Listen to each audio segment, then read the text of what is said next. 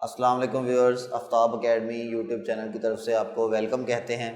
मैं हूं आपका इंग्लिश टीचर सलीम शफ़ी। तो स्टूडेंट, हमने प्रीवियस लेक्चर के अंदर देखा कि कंटिन्यूस टेंस हमारा कंप्लीट हो गया था। उसको आपने एक ईजी वे में तीनों टेंसेस प्रेजेंट, पास्ट और फ्यूचर का कंटिन्यूस समझा, कैसे उसके हेल्पिंग वर्ब्स यूज़ करने हैं और कौन सी फॉर्म ऑफ वर्ब कंटिन्यू के अंदर यूज़ होती है। आज का जो हमारा टॉपिक है स्टूडेंट, वो है परफेक्ट कंटिन्यूस टेंस। अच्छा, कंटिन्यूस तो मतलब हमें पता है कि क्या है, इसका मीनिंग होता है कि कोई भी चीज़ क्या है हमारी कंटिन्यू है, अभी जारी है। और जो परफेक्ट है इसका मतलब क्या होता है, कंप्लीट। तो यहाँ पे दोनों मिक्स हो जाते हैं परफेक्ट कंटिन्यूस के अंदर। तो कंटिन्यूस के अंदर और परफेक्ट कंटिन्यूस के अंदर जो बेसिक डिफरेंस है पहले तो वो देखेंगे कि वो क्या चीज़ है। देखें स्टूडेंट, लेट्स सपोज आपने यहाँ से अपना एक जो है ना वो सफ़र स्टार्ट किया पॉइंट ए से, आपने जाना है पॉइंट बी पे। अब ये जो हमारा पॉइंट बी है, यहाँ पे आपको रास्ते में एक शख्स मिला, उसने पूछा कि जी या आप खुद अकेले जा रहे हैं, तो आपने देखा कि आप यहाँ पे पहुँचे, तो आपका एक्शन क्या था, कंटिन्यू था। जब आप यहाँ से निकलने लगे तो आपने टाइम देखा, लेट्स सपोज तब 9 o'clock थे, ठीक है। जब आप यहाँ पे पहुँचे तो आपका टाइम हो गया 9:30। तो आपको क्या पता चला कि आप यहाँ पे आपका एक्शन कंप्लीट नहीं है, अभी भी आप अपने जो आपका पॉइंट बी है वहाँ पे नहीं पहुँचे। एक्शन हमारा क्या है, कंटिन्यू है। लेकिन हमें ये भी साथ पता है जब हम कि हमारा जो एक्शन है वो कितनी देर से कंटिन्यू है। तो अगर हम बात करें कि 30 मिनट्स हो गए हमें इस काम को करते हुए, हमें जब टाइम का साथ आइडिया होगा तो फिर हम उसे क्या कंसिडर करेंगे स्टूडेंट, कि हमारे पास ये परफेक्ट कंटिन्यूस है। बिल्कुल ऐसे ही जैसे देखें, आप रूम के अंदर स्टडी कर रहे हैं तो आपने अगर साथ टाइम भी काउंट किया कि मैं इतनी देर से स्टडी कर रहा हूँ, तो आपको टाइम का पता, तो फिर वो हमारे पास क्या हो जाएगा, परफेक्ट कंटिन्यूस टेंस बन जाएगा। Clear student? तो अब इसमें बात करें अगर कंटिन्यूस और परफेक्ट की, तो इसके अंदर जो हमारे पास हेल्पिंग वर्ब्स हैं वो स्टूडेंट परफेक्ट वाले यूज़ होंगे, और जो फॉर्म ऑफ वर्ब है वो कौन सी यूज़ होगी, कंटिन्यू वाली यूज़ होगी। तो हमारे पास परफेक्ट कंटिन्यूस टेंस हो जाएगा। अब सबसे पहले हम इसमें लिखेंगे फॉर्म ऑफ वर्ब। अच्छा, एक चीज़ आपको बता दूं कि कंटिन्यू के अंदर और परफेक्ट कंटिन्यू के अंदर कुछ डिफरेंस नहीं है। सिर्फ इस चीज़ का डिफरेंस है कि इस सिंपल कंटिन्यूस के अंदर हमें टाइम का पता नहीं होता कि कोई काम कितनी देर से करें, लेकिन जब हम परफेक्ट कंटिन्यूस की बात करते हैं तो वी नो टाइम आल्सो, हमें टाइम के बारे में भी पता होता है। आगे देखें स्टूडेंट, फॉर्म ऑफ वर्ब आपको बता दी कि कंटिन्यू का वर्ड जहाँ पे भी आएगा कौन सी फॉर्म लगेगी, फर्स्ट फॉर्म प्लस ing। अब वो बेशक हमारे पास क्या है, कंटिन्यूस सिंपल है या परफेक्ट कंटिन्यूस, हमने फॉर्म ऑफ वर्ब कौन सी लगानी है, फर्स्ट फॉर्म प्लस ing लगानी। अगली चीज़ देखिए हमारे पास इसमें है हेल्पिंग वर्ब्स।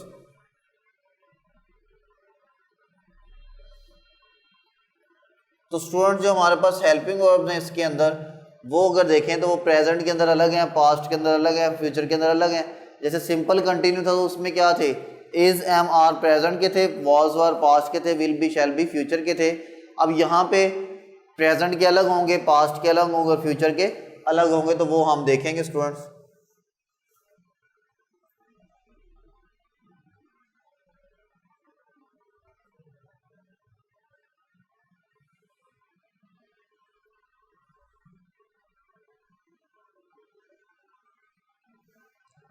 सबसे पहले हम प्रेजेंट के देखें अगर, फिर पास्ट के और उसके बाद फ्यूचर के। तो प्रेजेंट के अंदर हमारे पास जो सिंपल कंटिन्यू था उसमें कौन से थे, उसको ज़रा हम साथ थोड़ा सा रिलेट कर लेते हैं। सिंपल के अंदर हमारे पास क्या था, इज,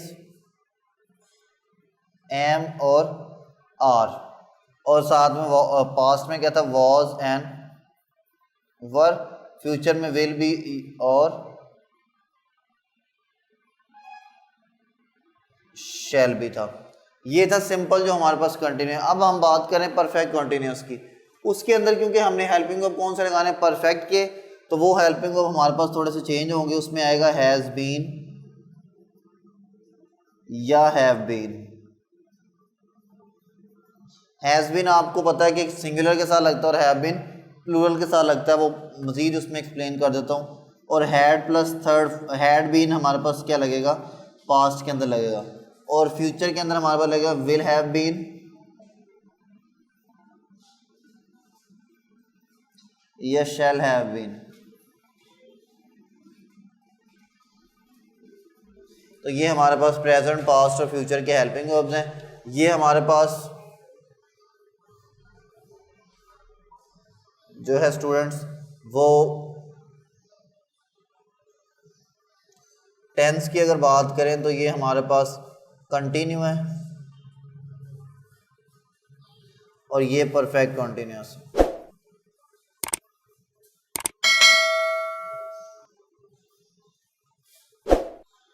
तो व्यूअर्स ये मैंने आपके सामने हेल्पिंग वर्ब्स लिख दिए कि हमारे पास जो सिंपल कंटिन्यूअस है उसके हेल्पिंग वर्ब क्या है, इज, एम, आर, और पास्ट के क्या है, वॉज, वर, और फ्यूचर के विल बी और शैल बी। अब यही अगर परफेक्ट कंटिन्यूअस के अंदर आ जाएंगे तो वो किस में चेंज हो जाएंगे, हैज़ बीन और हैव बीन दोनों में से कोई एक, और पास्ट के अंदर एक ही है हैड बीन, और फ्यूचर के अंदर विल हैव बीन या शैल हैव बीन। अब आपको पता है कि विल किसके साथ लगता है और शैल किसके साथ लगता है। हमारे पास यहाँ पे मैं ये चीज़ें एक्सप्लेन कर देता हूँ कि अगर हम हैज़ की बात करते हैं सिंपल, तो ही, शी, इट या सिंगल नाउन के साथ हमारे पास क्या लगता है स्टूडेंट, हैज़ लगता है। और जो हैव लगता है वो किसके साथ लगता है,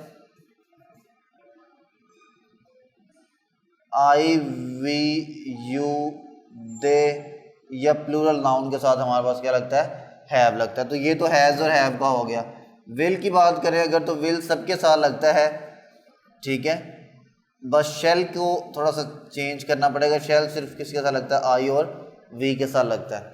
क्लियर है। मैंने बोला था कि हैज़ सिंगुलर के साथ लगता है और हैव प्लूरल के साथ लगता है, लेकिन कुछ बच्चों का क्वेश्चन होता है कि सर आई भी सिंगुलर है, लेकिन आई जो है हमारे पास इसके दो डिफरेंट रूल्स हैं कि ये प्रेजेंट के अंदर प्लूरल होता है और पास्ट के अंदर सिंगुलर होता है।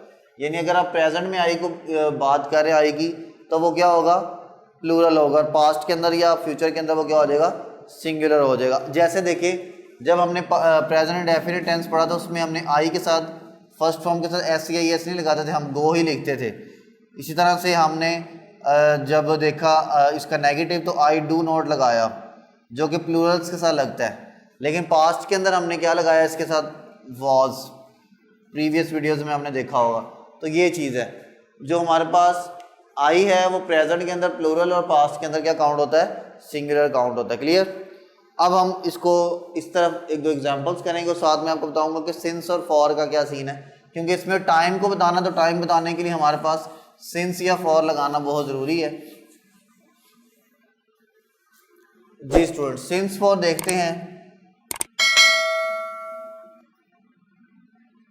पहले तो अगर इन दोनों वर्ड्स की बात की जाए तो इन दोनों वर्ड्स के जो मीनिंग्स हैं वो डिफरेंट हैं। यानी फॉर का मीनिंग के लिए होता है और सिंस का मतलब था क्यों के या चूंकि, लेकिन यहाँ पे इन दोनों वर्ड्स के मीनिंग जो आएंगे उर्दू के अंदर वो आएंगे से। यहाँ पे इसको हम से काउंट करेंगे कि इतने बजे से, ठीक है।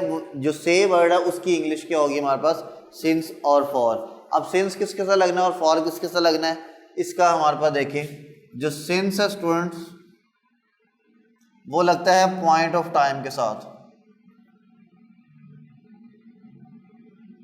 और जो फॉर है स्टूडेंट वो लगता है पीरियड ऑफ टाइम के साथ। पॉइंट ऑफ टाइम और पीरियड ऑफ टाइम। पॉइंट किसे कहते हैं हम, नुक्ते को, और पीरियड किसे कहते हैं हम, एक वक्फे को कहते हैं, अरसे को कहते हैं।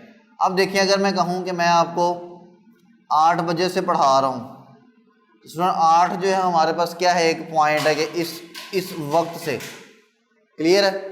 लेकिन अगर मैं आपसे कहूँ कि मैं आपको 2 घंटे से पढ़ा रहा हूँ तो वो हमारे पास क्या है, एक ड्यूरेशन बन जाती है कि 1 घंटा उसके बाद 2 घंटे। तो ये हमारे पास ड्यूरेशन है जिसका स्टार्टिंग पॉइंट भी हो और एंडिंग पॉइंट भी हो। तो जो जिसका स्टार्टिंग और एंडिंग पॉइंट दोनों होते हैं वो क्या बन जाता है, पीरियड। जैसे हमारा कॉलेज के अंदर या स्कूल के अंदर पीरियड जो स्टार्ट होता है, लेट्स सपोज 8 o'clock से लेके 8:30 तक हमारा अगर लेक्चर है तो ये क्या है, एक ड्यूरेशन है, एक पीरियड बन गया। अब यहाँ पे जिसके अंदर ड्यूरेशन होगा वो पीरियड ऑफ टाइम, जिसमें ड्यूरेशन नहीं है जस्ट पॉइंट है, उसे क्या बोलते हैं, पॉइंट ऑफ टाइम बोलते हैं। और पॉइंट ऑफ टाइम के साथ सिंस लगाते हैं, पीरियड ऑफ टाइम के साथ फॉर लगाते हैं। ये था ग्रामेटिकल टर्म जिसके अकॉर्डिंग हमने इसको देखते हैं। लेकिन कुछ बच्चों को ये ग्रामेटिकल टर्म समझ में नहीं आता, जिस वजह से बच्चों को लगता है कि ये मुश्किल है। तो इसके लिए अगर आप एक छोटा सा फॉर्मूला याद कर लें तो आपको सिंस और फॉर लगाने की जो कन्फ्यूजन है वो ख़त्म हो जाएगी। सबसे पहले देखते हैं स्टूडेंट, टाइम हमारा स्टार्ट कहाँ से होता है। जो हम अगर क्लॉक की बात करते हैं या वॉच की बात करते हैं तो हमारे पास टाइम कहाँ से स्टार्ट होता है, सेकंड से।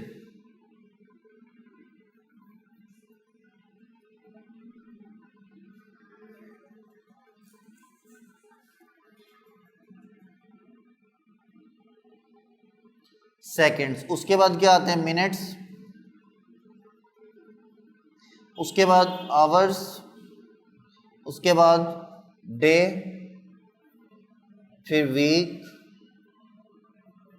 मंथ, ईयर, और उसके बाद चीज़ें आगे चलती जाती हैं। जैसे डेकेड आ गया, स्कोर आ गया, उसके बाद हमारे पास सेंचुरी आ गई, तो वो चीज़ें चलती जाएंगी। हमने ये चीज़ देखनी कि जहाँ पे ये वर्ड्स आएंगे, ये चीज़ याद रखिएगा, ये वर्ड्स, मैं इन वर्ड्स की बात कर रहा हूँ, मैं ये नहीं कह रहा कि इन वर्ड्स के नाम। जैसे देखें, अगर डे की बात करें तो डे का जो नेम होता है वो तो मंडे होता है, मंडे, ट्यूसडे, वेंसडे, लेकिन इनकी बात नहीं कर रहा, मैं जस्ट इन वर्ड्स की बात कर रहा हूँ जो मैंने इस लिस्ट के अंदर लिखे हैं। इसी तरह से अगर हम बात करें वीक की तो ये भी हो सकता है हमारे पास, और लेकिन अगर मंथ की बात करें तो मंथ में हमारे पास क्या आता है स्टूडेंट, जनवरी, फरवरी, मार्च, तो वो उनकी बात नहीं कर रहा। और अगर ईयर की बात करें तो हमारे पास अभी कौन सा ईयर चल रहा है, 2022, तो 2022 आ जाएगा, तो वो उसके साथ सिंस या फॉर का मैं कॉन्सेप्ट नहीं, मैं सिर्फ इस रो की बात कर रहा हूँ। ये जो मैंने एक लाइन ड्रॉ की है आपके सामने, ठीक है, जिसके अंदर कुछ वर्ड्स लिखे हैं, अगर ये वर्ड्स आपके पास सेंटेंस के अंदर आएंगे तो जो है ना वो हमारे पास क्या होगा स्टूडेंट्स, हम देखेंगे कि क्या लगना है, और अगर इनके अलावा आएंगे तो क्या लगना है। इनके साथ कुछ भी आ सकता है, यानी 2, 3, मैनी, सेवरल्स, क्लियर है। अब 4 आ सकता है, ठीक है, सो मैनी डेज, और या हम सम डेज लिख सकते हैं, ठीक है, या फ्यू डेज या फ्यू ईयर्स, कुछ भी लिख सकते हैं। ये चीज़ें आ सकती हैं इनके साथ। लेकिन हमने ये जो पहले वर्ड्स देखे लिस्ट के अंदर, ये जो मैंने लिखे, इनके नीचे भी हमारे पास डेकेड, स्कोर या सेंचुरी भी आ सकती है। डेकेड कहते हैं 10 साल को, स्कोर कहते हैं 20 ईयर्स को, और सेंचुरी कहते हैं 100 ईयर्स को। अच्छा, इनके साथ हमने स्टूडेंट क्या लगाना है, फॉर लगाना। ये रूल याद रख लीजिएगा अपने माइंड के अंदर कि इन चीज़ों के साथ हमने क्या लगाना है, फॉर लगाना है। अगर इनके अलावा कुछ आएगा तो फिर हमने क्या लगाना है, सिंस लगाना है। अब देखें, अगर हम बात करें आवर की तो हमारे पास जो 8 o'clock है वो भी तो 1 घंटे की बात है। लेकिन मैंने आपसे क्या कहा कि ये वाले वर्ड्स, इनके आगे जो है ना वो नेम्स वगैरह नहीं, इनके नाम्स नहीं, हमने क्या करना है बेटा, इनके इन्हीं वर्ड्स को बस इनके साथ फॉर लगाना, क्लियर है। तो ये हमारे पास जो है ना वो एक रूल है सिंस और फॉर का, कि सिंस कहाँ लगना है और फॉर किस कहाँ लगना है। अब अगर मैं आपसे बात करूँ 2 days, तो आप समझ जाएंगे कि हमारे पास क्या है, डेज आ गए, इसमें साथ 2 आ गया, 3 आ गया, सेवरल आ गया, तो हम यहाँ पे क्या लगाएंगे, फॉर लगाएंगे। मंडे, मंडे इस लिस्ट में हमें कहीं नज़र आ रहा है, नहीं नज़र आ रहा हमें। बेशक यहाँ पे डे नज़र आ रहा है लेकिन डे का नेम नहीं, मैंने सिर्फ डे की बात की थी, तो हमारे पास यहाँ पे स्टूडेंट क्या लगेगा, सिंस मंडे। उसके बाद अगर हम बात करें 2022 की, तो 2022 हमारे पास क्या है, ईयर है, लेकिन उसका नाम है, ये वर्ड इटसेल्फ वहाँ पे रिपीट नहीं हुआ, तो यहाँ पे भी हम क्या लगाएंगे स्टूडेंट्स, सिंस लगाएंगे। तो सिंस और फॉर का हमारे पास जो कॉन्सेप्ट है, उम्मीद है आपको क्लियर हो गया होगा। यहाँ पे आज हमने जो देखा स्टूडेंट, हमने देखा इसमें फॉर्म ऑफ वर्ब कौन सी लगती है, इसमें हेल्पिंग वर्ब्स क्या होते हैं, किसके साथ कौन सा हेल्पिंग वर्ब लगता है। उसके बाद हमने सिंस और फॉर का कॉन्सेप्ट अच्छे से समझा। अब आज की वीडियो के अंदर हमने सिर्फ देखा कि इस परफेक्ट कॉन्टिन्यूस टेंस का हमने इंट्रोडक्शन देखा, इसके बारे में डिटेल देखी।